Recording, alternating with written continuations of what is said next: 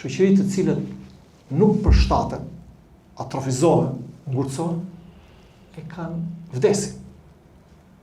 Nuk mundet të t'i përshtaten kohës, sepse shoqëria njerëzore është vazhdimisht në ndryshim.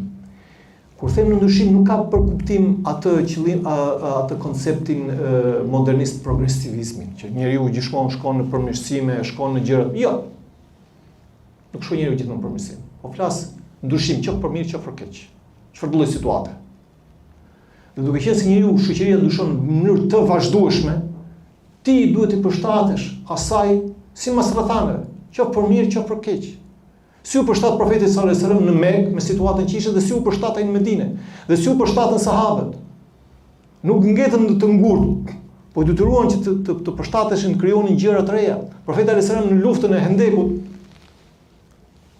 kjo është gjë e thjeshtë, po nuk është gjë e thjeshtë për ata, është gjë e madhe.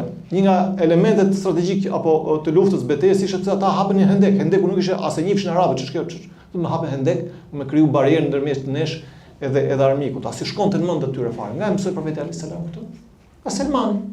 Selmani ishte persët e përdonin këtë sepse kishin përvojë në luftë shumë më të gjatë se sa arabët, ishin perandori me fjalë.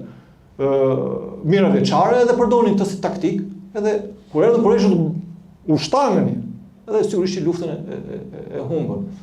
Pra njerëzit u përshtatën sipas rrethanave, sepse nëse ti nuk përshtatesh me kohën, ti vdes.